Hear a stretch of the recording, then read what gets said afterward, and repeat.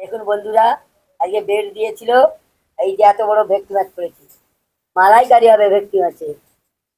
দেখুন এত বড় ভেটকি মাছের মালাইকারি হবে। এই মাছটা এবার ছাড়িয়ে নিচ্ছি। বন্ধুরা, মাছ কাটা তো কমপ্লিট। এবার আমি পরিমাণ মতো লবণ আর হলুদ মাখিয়ে নেব। তার সাথে অ্যাড করে দিচ্ছি লেবুর রস আর সামান্য সরিষার তেল। মাখিয়ে আমি 30 মিনিটের জন্য রেখে দেব। মাখানো 30 মিনিট তো হয়ে গিয়েছে। এবার আমি আপনাদেরকে কি কি উপকরণ নিয়েছি একটু দেখিয়ে দিই। আদা রসুনের পেস্ট, তার সাথে নিয়েছি টমেটো পেস্ট, সরিষার তেল, জিরে, শুকনো লঙ্কা, তেজপাতা, গরম মশলার কিছু উপকরণ। এবার আমি মাছটা ভালো করে ভেজে নিচ্ছি। দেখুন বন্ধুরা, এক পিঠ হয়ে গেছে, অপর পিঠটা ভেজে নেব।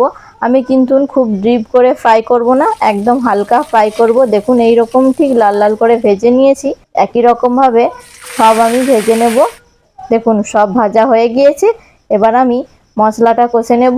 তার জন্যে গরম মশলার উপকরণটা দিয়ে দিয়েছি। এবার দিয়ে দিচ্ছি আদা রসুনের পেস্ট পরিমাণ মতো, দিয়ে ভালো করে মশলাটা তৈরি করে নেব।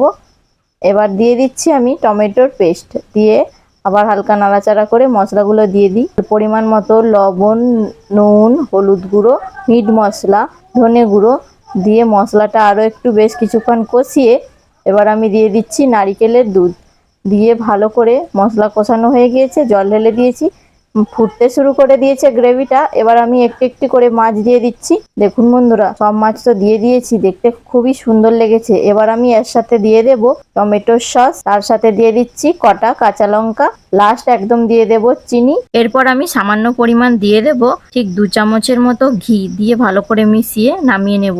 তো দেখুন বন্ধুরা, হয়ে তো গেছে। এবার আমি নামিয়ে নিয়েছি, দেখতে খুবই সুন্দর লেগেছে।